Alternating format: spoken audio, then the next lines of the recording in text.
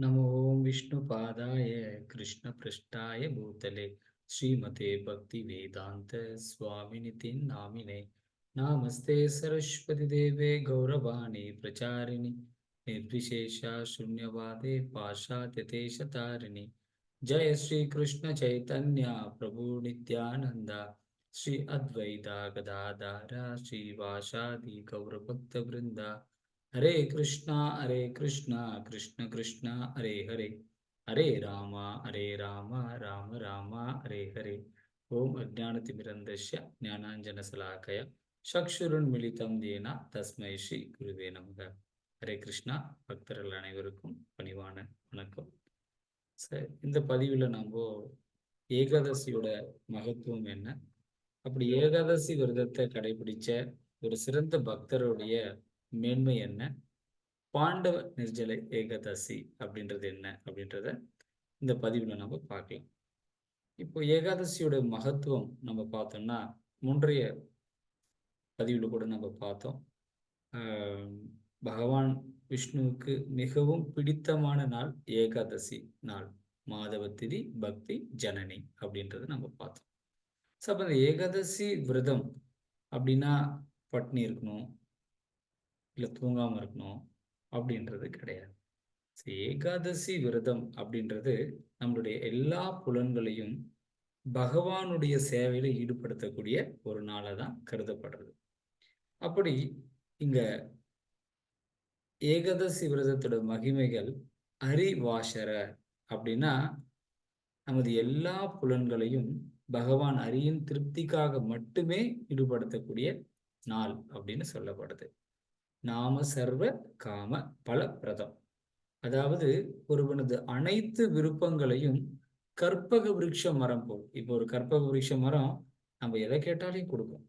அந்த மாதிரி இந்த ஏகாதசி விரதத்தை நம்ம கடைபிடிச்சோம் அப்படின்னா அது நமக்கு எல்லா விதமான பலன்களையும் நமக்கு கொடுக்கும் அப்படின்னு சொல்லப்படுறது. மேலும் எப்படி பாம்புகள்ல அனந்தரும், பறவைகள்ல கருடனும், மரங்கள்ல எப்படி ஆலமரமும், இலைகள்ல எப்படி துளசி இலையும் சிறந்ததா கருதப்படுறதோ, அப்படி எல்லா விரதங்களிலும் மேன்மையானது இந்த ஏகாதசி விரதம் தான் நமக்கு சொல்லப்பட்டிருக்கு. அப்படி யார் ஒருத்தர் ஏகாதசி விரதத்தை கடைபிடிக்கிறாங்களோ, அதாவது ஹரிவாசர அப்படின்னா உபவாசம். உபவாசம் அப்படின்னா நம்ம பட்னி இருக்கிறது அப்படின்னு நினைக்கிறோம். அப்படி இல்லை. அப்படின்னா அருகில். யாருக்கு அருகில்? பகவானுக்கு அருகில் இருக்கிறோம் அப்படின்னா அவருடைய நாமத்தை ஜபிக்கிறது, அவருடைய குணம் லீலைகள் இதை பத்தி நாம கேட்கறது, இப்படி படிக்கிறது. இது மூலியமா நாம தொடர்ந்து பகவானை நினைக்கக்கூடிய ஒரு நாளா தான் இந்த ஏகாதசி நாள் இருக்கு. அப்படிதான் இங்க ஸ்ரீமத் பாகவதத்துல கொடுக்கப்பட்டிருக்கு. அம்பரீஷர் மகாராஜர் சிறந்த முறையில் ஏகாதசி விரதத்தை அனுஷ்டிச்சார். இப்போ பொதுவாக ஏகாதசி விரதம் நம்ம முன்னாடி வீடியோவில் பார்த்தோம். அதாவது 3 முறைகளில் அனுஷ்டிக்கலாம். ஒன்று தண்ணீர் கூட எடுத்துக்காம நாம விரதத்தை அனுஷ்டிக்கிறது. எல்லாராலையும் அது முடியாது. அடுத்த ஒரு நிலை, அப்படி தண்ணீர் எடுத்துக்கலாம், பால் பழங்கள், கிழங்கு வகைகள், இப்படி ட்ரை ஃப்ரூட்ஸ் இந்த மாதிரி எல்லாம் எடுத்துக்கலாம் அப்படின்னு பார்த்தோம். ஸோ அடுத்த நிலை அது கூட இல்லைங்க அப்படின்னா தானியங்களை தவிர்த்த உணவுகளை எடுத்துக்கலாம் அப்படின்றது நம்ம பார்த்தோம். ஆனா இங்க ஏகாதசி விரதத்தை அம்பரீஷர் மகாராஜர் நீர் கூட அருந்தாம அந்த சிறந்த முறையில் ஏகாதசி விரதத்தை கடைபிடிக்கிறார். ஸோ இப்படி அவரு எல்லா புலன்களையும் பகவானுடைய சேவையில ஈடுபடுத்தினதுனால பகவான் விஷ்ணு ரொம்ப திருப்தி அடைஞ்சு அவர் என்ன பண்ணார் அப்படின்னா, அம்பரீஷர் கையில அவரு சுதர்சன சக்கரத்தையே கொடுத்து வச்சிருந்தார். இது ஸ்ரீமத் பாகவதத்திலே சொல்லப்படுது. தஷ்மா அதாத் திரிச்சக்கரம் கிருத்யனிக பபாவகம் ஏகாந்த பக்தி பாவேன பிரீத்தோ பக்தாபி ரக்ஷணம். அதாவது அம்பரீஷ மகாராஜரின் தூய பக்தியில் மிகவும் திருப்தி அடைந்த பரமபுருஷர் அவருக்கு தமது சக்கரத்தை தந்தருளினார்.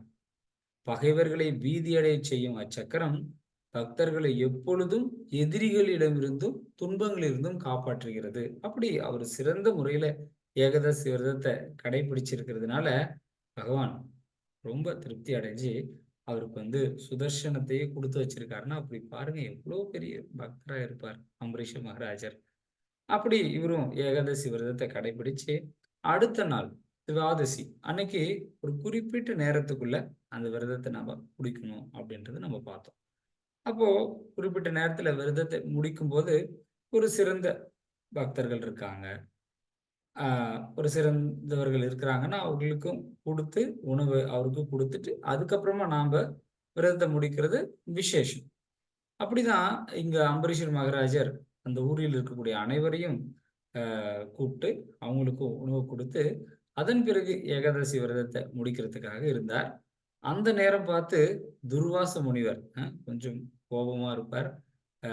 துர்வாச முனிவர் அவர் அப்போ வந்து அந்த அரண்மனைக்கு அம்பரீஷருடைய அரண்மனைக்கு வந்துட்டு இருக்கார். அப்போ அம்பரீஷருக்கு இன்னும் சந்தோஷம். ஏன்னா மிகப்பெரிய ரிஷி இல்லையா துர்வாச முனிவர், அவரே வந்திருக்கிறதுனால இவர் ரொம்பவும் சந்தோஷப்பட்டு அவர் ஆசனத்துல அமர வச்சு அவர் பாதத்துக்கு பூஜை செஞ்சு, சுவாமி நீங்க கூட இந்த மாதிரி பிரசாதம் உணவு எடுத்துக்கணும் நீங்க அப்படின்னு சொல்லி வேண்டுகோள் விடுக்கிறார். உடனே துர்வாச முனிவர் சொன்னார், சரி என்னுடைய அனுஷ்டானம் நான் போய் குளிச்சுட்டு வந்து அதுக்கப்புறமா இந்த மாதிரி நீ கொடுக்கக்கூடிய உணவை நான் ஏத்துக்கிறேன் அப்படி சொல்லிட்டு அவரு கிளம்பி போனார். ஆனா போனவர் வெகு நேரமாய் கூட திரும்பி வரல. அம்பரீஷர் மகாராஜர் பார்த்தார், இப்போ வந்து குறிப்பிட்ட நேரத்துக்குள்ள விரதத்தை முடிக்கணும். அந்த துவாதசி அன்னைக்கு அந்த குறிப்பிட்ட நேரத்துக்குள்ள நம்ம விரதத்தை முடிச்சாதான் ஏகாதசி விரதத்துக்கான பலன் கிடைக்கும். பகவானை திருப்தி பண்ண ஒரு பாக்கியமும் நமக்கு கிடைக்கும். அப்படி விரதத்தை சரிவர முடிக்கலன்னா நம்ம அந்த விரத பலன் கிடையாது. விரதத்தை சரிவர முடிக்காதனால பகவானை திருப்தி படுத்திருக்க முடியாது. அதனால அம்பரீஷர் மகாராஜர் யோசிச்சார், என்ன பண்ணலாம் ஒரு இக்கட்டான சூழ்நிலையில. இப்ப சப்போஸ் விரதத்தை முடிச்சுக்கிட்டோம் அப்படின்னா வந்த அதிதி அவரு விட்டுட்டு நம்ம சாப்பிட்றதும் ஒரு சரியான நிலை கிடையாது. அதனால அவர் வந்து என்ன பண்றது அப்படின்னு யோசிச்சு அவருக்கு வந்து தர்ம சங்கடம் ஏற்பட்டது. நாம கூட சொல்லுவோம் தர்ம சங்கடமா இருக்கு, தர்ம சங்கடமா இருக்குன்னு. ஆனா தர்ம சங்கடம்னா ரெண்டுத்துலயும் தர்மம் இருக்கும். இப்ப வந்து ஏகாதசி விரதம் முடிக்கிறதும் தர்மம், வந்த விருந்தினருக்கு உணவு அளிக்கிறது தர்மம். இந்த ரெண்டு தர்மத்துல நம்ம எதை கடைபிடிக்கிறதுன்னு ஒரு குழப்பம் வருது. இதுதான் சங்கடமான சூழ்நிலை. இதுதான் தர்ம சங்கடம். நம்ம பண்றதுல ஒரு தர்மமும் கிடையாது. ஆனாலும் தர்ம சங்கடமா இருக்குன்னு நம்ம சொல்லிக்கிறோம். ஆனா உண்மையிலேயே அம்பரீஷருக்கு இப்போ குழப்பம் இருந்ததுனால அவங்க அரசியலமையில இருக்கக்கூடிய ஆஸ்தான குருக்கள் இடத்துல கேட்டார். அவங்க சொன்னாங்க, நீங்க தண்ணீர் அருந்தலாம். இப்போ விரதம் முடிக்கிறோம்னா தண்ணி கூட எடுத்துக்காம விரதம் இருக்கிறோம் அப்படின்னா தண்ணீர் குடிச்சாவே விரதம் முடிஞ்சிடும். இல்ல நாங்க பால் பழம் சாப்பிட்டுருக்கோங்க அப்படின்னா தானிய உணவுகளை சாப்பிட்டா விரதம் முடிச்சிடும். இப்ப அம்பரீஷர் தண்ணீர் கூட அருந்தாம விரதம் இருக்கிறார். அப்போ அவர் தண்ணீர் குடிச்சாவே விரதம் குடிச்ச மாதிரி தான். அதே நேரத்துல தண்ணீர் குடிச்சதுனால வந்த விருந்தாளியே கவனிக்காம நம்ம சாப்பிட்டுட்டோம், இல்ல அவங்களுக்கு முன்னாடி நாம சாப்பிட்டுட்டோம் அப்படின்றது கிடையாது. தண்ணீருக்கு இந்த மாதிரி பிரச்சனை இல்லை. தண்ணி எடுத்துக்கிறதுனால இந்த மாதிரி விருந்தாளியை அவமதிக்கிறதா ஆகாது. அதனால தண்ணீர் எடுத்துக்கலாம் அப்படின்னு சொல்லி அந்த அமைச்சரவையில அதாவது ராஜ்யத்தில் இருக்கக்கூடிய குருக்கள் சொன்ன ஒரு விஷயத்த அம்பரீஷர் கேட்டார். கேட்டு அதன்படி அவர் தண்ணீர் குடிச்சிட்டார். அதுக்கப்புறம் ரொம்ப நேரம் கழிச்சு ரொம்ப நாள் சரியா குளிச்சிருக்க மாட்டாருன்னு நினைக்கிறேன் துர்வாச முனிவர். ரொம்ப நேரம் தேய்ச்சி குளிச்சிருப்பாரு போல. அதனால அவர் ரொம்ப நேரம் கழிச்சு தான் வந்தார். வந்த உடனே சொன்னார், சரி அமரு, விரதம் முடிக்கலாம் அப்படின்னு சொன்னார். அம்பரீஷர் சொன்னார், நான் விரதத்தை முடிச்சிட்டேன், நீங்க அமருங்க அப்படின்னு சொன்னார். உடனே துர்வாச முனிவருக்கு கோபம் வந்துருச்சு. அது எப்படி வீட்டுக்கு வந்த விருந்தாளியை விட்டுட்டு நீ வந்து சாப்பிட்டு விரதத்தை முடிச்சிருப்ப? நீ வந்து ஒரு ராஜான்றதுனால நான் உன்னையே கடவுள்னு நினைச்சுக்கிட்டியா? வந்து விருந்தாளிகளை கவனிக்கணுன்ற ஒரு தர்மம் கூட உனக்கு தெரியாம போயிடுச்சா? இந்த மாதிரி அரசவையில் இருக்கிறதுனால உன்னுடைய அகங்காரம் உன்னுடைய கண்ணை மூடிடுச்சா? அப்படின்னு ரொம்ப கோபப்பட்டு துர்வாச முனிவர் என்ன பண்ணாரு, ஒரு தலைமுடியை எடுத்து ஒரு கிருச்சா அப்படின்னு சொல்லக்கூடிய ஒரு பூதத்தை வரவழைச்சு அந்த தலைமுடியிலிருந்து அம்பரீஷர் அழிக்கிறதுக்காக அப்படி போட்டார். போட்ட உடனே அதிலிருந்து ஒரு பெரிய வெப்பத்தை காக்கக்கூடிய ஒரு உருவம் வந்து அம்பரீஷர் கொல்றதுக்காக போறது. நீங்க பார்க்கலாம் இப்போ அம்பரீஷர் ஒண்ணுமே பண்ணல. அவர் விரதத்தை சரிவரதான் கடைபிடிச்சிட்டு இருந்தார். ஆனாலும் தவறே செய்யாத இவருக்கு இப்படி ஒரு நிர்பந்தமான நிலை ஏற்பட்டுருச்சு. இப்போ வந்து அம்பரீஷர் ஆனா, "நான் சரியா தானே பண்ணேன். நீ ஏன் இப்படி பண்ணீங்க?" அப்படிலாம் எதுவுமே பேசல. கைகூப்பி பிரார்த்தனை பண்றார். இந்த நேரம் பார்த்து நம்ம தான் முன்னாடியே பார்த்தோம்ல. இந்த மாரி சுதர்சன சக்கரத்த பகவான் விஷ்ணு அ அம்பரீஷர் கிட்ட குடுத்திருந்தாருன்னு பார்த்தோம் இல்லையா? உடனே அந்த சுதர்சனம் என்ன பண்ணிடுச்சு, "இப்படியா என்னுடைய பக்தர அவமரியாதை பண்ணுவ?" அப்படின்னு சொல்லிட்டு, அந்த கிருச்சான்ற ஒரு அசுரன் அந்த அந்த வெப்பத்தை கக்கி இருக்கிற அசுரனை அழிச்சுட்டு, துர்வாச முனிவர தொரத்த ஆரம்பிச்சிடுச்சு. இப்போ நம்ம பார்க்கிறோம். சுதர்சனம்ன்றது 1000 கோடி சூரிய பிரபாவம் கொண்ட சுதர்சனம், அதனுடைய வெப்பத்த யாராலயும் தாங்க முடியாது. அப்படி இருக்கக்கூடிய சுதர்சனம் என்ன பண்ணுச்சு அப்படின்னா, அம்பரீஷர தொரத்த ஆரம்பிச்சிடுச்சு. அம்பரீஷரும் வேகமா அந்த சுதர்சனத்திடத்திலிருந்து தப்பிச்சு ஓடுறார். ஓடி போயிட்டு ஒரு அ நதி, அதாவது கடலுக்கு அடியில போயி ஏன்னா அந்த வெப்பம் தாங்க முடியாம இருந்தார். ஆனாலும் அந்த சுதர்சனத்தோட வெப்பம் கடலுக்கு உள்ளேயும் அங்க இருக்கக்கூடிய துர்வாசர போய் சுட்டெரிச்சது. அதுக்கப்புறம் அவரால என்ன பண்ண முடியல, அங்கிருந்து கிளம்பி ஓடுறார். சரி நீங்க கூட இந்த இதுல பார்க்கலாம். இந்த மாதிரி அ அவங்க துர்வாச முனிவர் ஓடிட்டு இருக்கிறார். நீங்க கூட கேட்கலாம். "என்னங்க இது? துர்வாசர் ஓடுனா என்ன? சுதர்சனம் அத விட வேகமா போய் கொன்னுடலாமே!" அப்படின்னு சொன்னா, அதாவது புறமுதுகிட்டு, அதாவது பின் பக்கமா தான் போயிட்டு இருக்கு சுதர்ஷன். அதாவது ஓடிட்டு இருக்கவங்கள போய் துரத்தி கொல்லாது ஆக்சுவலா. சண்டை போடணும்னா எதிர்த்தாப்புல வந்தவங்கள போயிட்டு வதம் பண்ணுமே தவிர, இந்த மாரி ஓடிட்டு இருக்கவங்கள பின்னாடி போய் அழிக்கிறது இல்ல சுதர்ஷன். அதனால என்ன பண்ணிட்டு இருக்கு, துர்வாசர் ஓட ஓட இது பின்னாடியே அப்படியே போயிட்டு இருக்கு. போன உடனே வீல்ன்னு கத்திட்டு ஓடிட்டு இருக்காரு. யாரு? துர்வாச முனிவர். ஏன்? ஏன்னா, வீல் தானே பின்னாடி சுத்திட்டு இருக்கு, துரத்திட்டு இருக்கு. அப்போ கத்திட்டு துர்வாச முனிவர் போயிட்டு இருக்கும்போது, அப்போ நேரா பிரம்மா கிட்ட போய் அடைக்கலம் எடுக்கிறார். பிரம்மா கிட்ட போய் வேண்டுறார். இந்த மாரி என்ன சுதர்சனம் எனக்கு வந்து அதனுடைய வெப்பம் என்னால தாங்க முடியல. இப்படி துரத்திட்டு வந்துட்டு இருக்குது. நீங்க தான் எப்படியாச்சும் காப்பாத்தணும். அப்படின்னு சொல்லும்போது பிரம்மா சொன்னார், நானே பகவான் குடுத்திருக்கிற படைப்பு தொழில பார்த்துட்டு இருக்கேன். அதனால அ என்னாலலாம் ஒண்ணுமே பண்ண முடியாது. அப்படி சொல்லி அனுப்பிச்சுட்டார். அப்ப நேரா துர்வாச முனிவர் பகவான் சிவபெருமான் கிட்ட போனார். சிவபெருமான் கிட்ட போன உடனே சிவபெருமான் சொன்னார், அதாவது சுதர்சனத்துக்கு அதிபதி பகவான் விஷ்ணு தான். நீங்க நேரா அங்க போங்க. அவரிடத்துல சரணடைங்க. அவர் கண்டிப்பா உங்களுக்கு உதவி பண்ணுவார் அப்படின்னு சொல்லிட்டு, அ சிவபெருமானும் சொல்லிட்டார். அப்ப துர்வாச முனிவர் நேரா எங்க போனார் அப்படின்னா, பகவான் விஷ்ணுவுடைய லோகத்துக்கு நேரா போனார். போயிட்டு அவர் வந்து இந்த மாரி சுதர்சனத்தோட வெப்பம் என்னால தாங்க முடியல. நீங்க தான் என்ன இதிலிருந்து காப்பாத்தணும் அப்படின்னு சொல்லி வேண்டும்போது, ஆ பகவான் என்ன சொல்லியிருப்பாரு? காப்பாத்தியிருப்பாரா?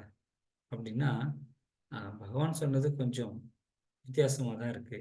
என்ன அப்படின்னா, அ பகவான் சொன்னாரு, "இந்த சுதர்சனம் என்னுடைய கட்டுப்பாட்டிலேயே இல்ல" அப்படின்னு சொல்றார். ஆ துர்வாச முனிவருக்கு ஆச்சரியமா இருந்தது. ஏன்னா சுதர்சனத்துக்கு சங்கு சக்கர கதாதாரி இல்லையா? ஸோ அப்படி அ அ சுதர்சனம் பகவான் விஷ்ணுவுடைய ஒரு ஆயுதம் தான். அது ஏன் இவர் கட்டுப்பாட்டுல இல்லன்னு சொல்றாரு? அப்படின்னு சொல்லி துர்வாச முனிவர் கூட ஆச்சரியமா இருந்தது. பகவான் விஷ்ணு சொன்னார், "இல்ல, இல்ல இந்த சுதர்சனம் வந்து என்னுடைய பக்தருடைய கட்டுப்பாட்டுல இருக்கு. அதனால இந்த சுதர்சனத்த நான் கட்டுப்படுத்த முடியாது." அப்படின்னு அவரு சொன்னார். சொன்னாரு, "உங்களுக்கு கொஞ்சம் கூட இருதயமே இல்லையா? இப்படி எனக்கு வெப்பம், இதனுடைய சூடு என்ன வந்து தகிக்குது. என்ன வந்து இப்படி அ படுத்துது. நீங்க எப்படியாச்சும் காப்பாத்துங்க. உங்களுக்கு கொஞ்சம் கூட இதயம் இல்லையா? இப்படி பேசிட்டு இருக்கீங்களே!" அப்படின்னு சொல்லும்போது அவர் சொன்னாரு, "ஆமாமா எனக்கு இதயம் இல்ல. என்னுடைய இதயத்த வந்து என் பக்தர்கிட்ட குடுத்துட்டேன்." அப்படின்னு சொன்னார். என்னங்க இது? ஆமா. ஸ்ரீமத் பாகவதத்துல பகவான் கிருஷ்ணரே துர்வாச முனிவர் இடத்துல இந்த விஷயத்த சொல்றதா இங்க ஸ்ரீமத் பாகவதத்துல குடுக்கப்பட்டிருக்கு. பகவான் கிருஷ்ணர் சொல்றார், ஸ்ரீ பகவான் வாச்ச 9வது அத்தியாயம் 4வது 9வது கேண்டோ 4வது அத்தியாயம் 63வது ஸ்லோகத்துல சொல்றார், அகம் பக்த பராதீனோ ஹி ஆஸ்வதந்தர இவத் விஜ ஷாதிபிர் கிறிஸ்த ஹிருதயோ பக்தைர் பக்த ஜனப்பிரியக. அதாவது பரமபுருஷர் துர்வாச முனிவர் பிராமணரிடம் கூறினார், நான் முற்றிலும் என் பக்தர்களின் கட்டுப்பாட்டுக்கு கீழ் இருக்கிறேன். பகவான் என்ன சொல்றார்? நான் என் பக்தருடைய கட்டுப்பாட்டுல இருக்கிறேன். நான் சுதந்திரமானவன் கிடையாது. அதாங்க சொல்றார் ஸ்வதந்திர அப்படின்னு சொல்றார். மேலும் உண்மையில் பக்தர்களுக்கு நான் அடிமைப்பட்டவன் சொல்றார். நான் வந்து பக்தர்களுக்கு அடிமையானவனா? என் பக்தர்கள் என்ன சொல்றாங்களோ அப்படி நான் கேட்டு நடக்குவேன். எனது பக்தர்கள் பௌதிக ஆசைகளிலிருந்து முற்றிலும் துறந்தவர்கள் என்பதால் அவர்களுடைய இதய ஆழத்தில் மட்டுமே நான் அமர்ந்தவனாக இருக்கிறேன். அவருடைய இதயத்தில் நான் எப்பயும் இருக்கிறேன். இப்படி பக்தர்களும் எனக்கு பிரியமானவர்கள். பக்தர்களுக்கு என்னுடைய பக்தர்களே எனக்கு பிரியமானவர்கள். என் பக்தர்களுக்கு யாரு ஒரு பக்தி சேவை பண்றாரோ, அன்பு காட்டுறாரோ, அவர்களே எனக்கு ரொம்ப பிரியமானவன்னும் போது நான் என் பக்தனை பத்தி சொல்றதுல என்ன இருக்கு? அதனால துர்வாச முனிவரே, நீங்க நேரா போயிட்டு என்னுடைய பக்தனான அம்பரீஷர் கிட்ட நீங்க வந்து என்ன பண்ணுங்க? கேளு. அவரு சுதர்சனத்தை விடுவிக்க முடியுமே தவிர, அதாவது சுதர்சனை சாந்தப்படுத்த முடியுமே தவிர, என்னுடைய கட்டுப்பாட்டிலே சுதர்சனம் இல்ல. அப்படி சொல்லிட்டாரு.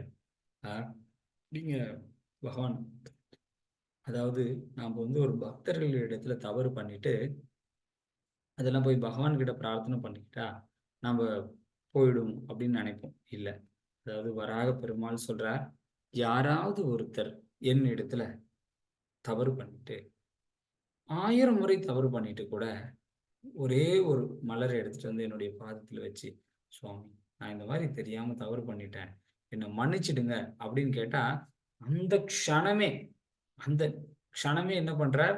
அவர்கள் செய்த தவறை மன்னித்து விடுகிறார்.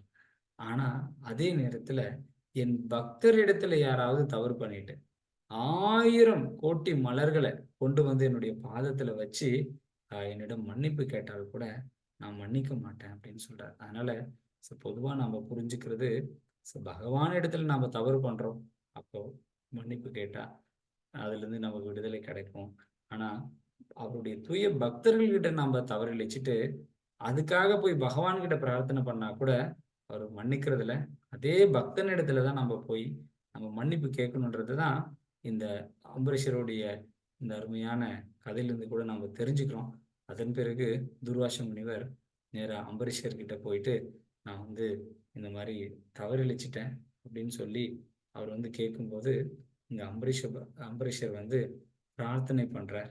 பிரார்த்தனை பண்ணி சுதர்சன் மீது பிரார்த்தனை பண்ணும்போது அந்த சுதர்சனம் சாந்தமாயி அங்கிருந்து கிளம்பிடுது, துர்வாசரை விட்டு கிளம்பிடுறது. இந்த சரித்திரத்திலிருந்து நாம என்ன தெரிஞ்சுக்கிறோம் அப்படின்னா, இந்த மாதிரி சிறந்த முறையில் ஏகாதசி விரதத்தை நம்ம கடைபிடிக்கிறதுனால நமக்கு வந்து யாராவது சாபம் விடுறா அப்படின்னா கூட அந்த சாபம் நமக்கு பலிக்கிறதே இல்லை. ஏன்னா பகவானுடைய சுதர்சனம் எப்படி அம்பரீஷரை பாதுகாக்குதோ அந்த மாதிரி நம்ம ஹரிநாமம் ஜபிச்சு, பகவானுடைய நாமத்தை ஜபிச்சு, பகவானுடைய சேவையில் இருக்கக்கூடிய ஒரு பக்தரை எல்லா சூழ்நிலையிலும் பகவான் வந்து நமக்கு காப்பாத்துறாரு அப்படின்றதுக்கு ஒரு உதாரணமா நாம பார்த்தோம். அப்படி அம்பரீஷர் சிறந்த முறையில் ஏகாதசி விரதத்தை கடைபிடிச்சார். நாமளும் பார்த்தீங்கன்னா இப்போ வரக்கூடிய ஏகாதசி வந்து பாண்டவ நிர்ஜல ஏகாதசி. நம்ம அதை பார்க்கலாம். பொதுவாகவே ஏகாதசினாவே விரதம் இருக்கணும் அப்படின்னும் போதே நமக்கு ஐயோ சாப்பிடாம இருக்கணுமா அப்படின்னு நினைப்போம். அதே மாதிரிதான் யாருக்கு பீமனுக்கு வந்து சாப்பிடாம இருக்க முடியாது. ஒரு முறை யுதிஷ்ட மகாராஜர் என்ன பண்ணார் அப்படின்னு சொன்னா, வியாசதேவர்கிட்ட கேட்டார், கண்டிப்பா ஏகாதசி விரதத்தை கடைபிடிச்சுதான் ஆகணுமா? ஏகாதசி விரதத்தை கடைபிடிச்சாதான் நம்ம வைகுண்டம் போக முடியுமா? அப்படி கடைபிடிக்காம போக முடியாதா அப்படின்னுட்டு யுதிஷ்ட மகாராஜர் வியாசர் அவரிடத்துல கேட்கும்போது, வியாசர் தெளிவா சொன்னார், ஏகாதசி விரதத்தை கடைபிடிக்காம நமக்கு வைகுண்ட பிராப்தின்றது கிடையாது அப்படின்றத மிக தெளிவா சொன்னார். அப்போ சரின்னு சொல்லி யுதிஷ்டர் உட்பட நகுலன், சகாதேவன், அர்ஜுனன் இல்லையா, இவங்க எல்லாருமே ஏகாதசி விரதத்தை, குந்தி மகாராணி எல்லாருமே கடைபிடிச்சாங்க. ஆனா இப்போ பீமனுக்கு ரொம்ப கஷ்டமா போயிடுச்சு. ஏன்னா பீமனால ஒரு வேளை சாப்பிடாம கூட இருக்க முடியாது. அப்ப முழு நாள் சாப்பிடாம இருக்கணும் அப்படின்றது கஷ்டம். அப்ப பீமன் சொல்றாரு, நான் எல்லா சேவையுமே பண்றேன், இறைவனுக்கு இறைவனுக்கு பண்ணக்கூடிய தொண்டா இருக்கலாம், தானங்களா இருக்கலாம். எல்லாமே நான் சரிவர பண்றேன். ஆனா என்னால சாப்பிடாத மட்டும் என்னால இருக்கவே முடியாது. நம்ம எல்லாருமே பீமனுடைய கோஷ்டி தான் நெனைக்கிறேன். அப்படி என்னது சாப்பிடாம இருக்க முடியாது. ஆனா இப்படி சாப்பிடாம இருந்தா தான் வைகுண்டம் போக முடியும் அப்படின்றன்னா, அப்ப நான் என்னதான் பண்ணணும்? அப்படி சொல்லி வியாசர்கிட்ட அவரு கேட்கிறார். கேட்டவுடனே வியாசர் சொன்னார், அதாவது இப்போ நிர்ஜல ஏகாதசி வருது. ஏன்னா, தண்ணீர் கூட எடுத்துக்காம அந்த ஒரு ஏகாதசி விரதத்த நம்ம கடைபிடிக்கிறோம் அப்படின்னு சொன்னா, ஆ அது வந்து உனக்கு மற்ற எல்லா ஏகாதசியில கூட சரிவர கடைபிடிக்கல அப்படின்னா கூட, இந்த ஒரு ஏகாதசிய கடைபிடிச்ச அப்படின்னு சொன்னா, மற்ற ஏகாதசிகள் எல்லாமே கடைபிடிச்சதுக்கான பலன் கிடைக்கும். அவ்ளோ விசேஷமானது இந்த நிர்ஜல ஏகாதசி அப்படின்னு சொல்லும் பொழுது, பீமன் கூட பீமன் கூட இந்த ஏகாதசிய கடைபிடிச்சிருக்கிறதுனால, பாண்டவர்கள் எல்லாருமே ஏன்னா பீமன தவிர மற்றவர்கள் எல்லாமே கடைபிடிச்சாங்க விரதத்த. பீமனால இருக்க முடியல. ஆனா இந்த பர்ட்டிகுலர் ஏகாதசி பீமனும் சேர்ந்து கடைபிடிச்சதுனால, இது பாண்டவ நிர்ஜல ஏகாதசி அப்படின்னு சொல்லப்படுறது. இந்த அற்புதமான ஏகாதசிய நாம வந்து சரியான முறையில நம்ம இந்த விரதத்த கடைபிடிச்சோம் அப்படின்னா, கண்டிப்பா பகவான் விஷ்ணுவுக்கு நம்ம ரொம்ப பிரியமானவங்களா இருப்போம். கண்டிப்பா கொஞ்சம் கொஞ்சம் ஏன்னா வேலைக்கு போறவங்க, இன்னும் அந்த விரத முறைகள பத்தி சரியா புரிஞ்சுக்க முடியாதவங்களுக்கு, இது ஒரு கடினமான விஷயம் தான் இருக்கும். ஆனா, நீங்க அ தொடர்ந்து இத வந்து கொஞ்சம் கொஞ்சமா தெரிஞ்சுக்கிட்டு, நாம இந்த விரத முறைகள நாம கடைபிடிச்சோம் அப்படின்னா, கண்டிப்பா நமது மனசு, நம்மளுடைய புத்தி, நம்முடைய ஆத்மா, நம்முடைய உடல் எல்லாமே மிகவும் தூய்மை அடைஞ்சு, அ பகவானுடைய லோகத்துக்கு நம்ம போறதுக்கு ஆன ஒரு தகுதிய பெறும். அதுக்கு முக்கியமானது இந்த ஏகாதசி நாள். அதுவும் இந்த பாண்டவர் நிர்ஜல ஏகாதசி. எல்லா ஏகாதசியிலயும் மேன்மையான ஏகாதசியா கருதப்படுறது. இப்போ 18த் அ நம்ம வந்து இந்த ஏகாதசிய அனுஷ்டிக்க போறோம். அன்னைக்கு காலையிலேயே நம்ம வந்து பகவானிடத்துல பிரார்த்தனை பண்ணிட்டு, எப்படி நம்ம இத கடைபிடிக்கணும் அப்படின்னா, ஒரு 5:00 அது சூரிய உதயத்துக்கு முன்னாடி பகவானிடத்துல பிரார்த்தனை பண்ணிட்டு, இந்த விரதத்த நான் வந்து அனுஷ்டிக்க போறேன். அதுக்கான ஒரு சூழ்நிலையும், அதுக்கான உடல் அமைப்பையும் பகவானே நீங்க எனக்கு குடுக்கணும் அப்படின்னு சொல்லிட்டு, அவரிடத்துல வேண்டிக்கிட்டு, இந்த விரதத்த நாம நிறைய நாமங்கள ஜெபிக்கிறது. பகவானுடைய நாமங்கள நாம ஜெபிக்கிறது. பகவானுடைய கதைகள கேட்கறது. பகவத்கீதை, பாகவதம் போன்ற சாஸ்திரங்கள நம்ம படிக்கிறது. ஸோ இந்த மூலியமா நாம வந்து இந்த விரதத்த கடைபிடிச்சு, அடுத்த நாள் வந்து அ காலையில அ 19/6/2024 நம்ம புதன்கிழமை இந்த விரதத்த நம்ம முடிக்கலாம். இது வந்து 5:54 காலையில 5:54 இருந்து 7:30க்குள்ளேயே இந்த விரதத்த நம்ம முடிக்கணும் அப்படின்னு இங்க குடுக்கப்பட்டிருக்கு. அதன்படி விரதத்த முடிச்சு பகவான நாம திருப்தி பண்ணலாம். நன்றி டிவோட்டீஸ். நீங்க எல்லாரும் இந்த ஏகாதசி விரதத்தை கடைபிடிப்பதற்கான வாய்ப்பும் சூழ்நிலையும் பகவான் கிருஷ்ணன் நமக்கு கொடுக்கணும்னு சொல்லி நம்ம பிரார்த்தனை பண்ணிக்கலாம். ஹரே கிருஷ்ணா ஹரே கிருஷ்ணா கிருஷ்ண கிருஷ்ணா ஹரே ஹரே ஹரே ராமா ஹரே ராமா ராம ராமா ஹரே ஹரே. நன்றி டிவோட்டீஸ். தேங்க்யூ. ஹரே கிருஷ்ணா.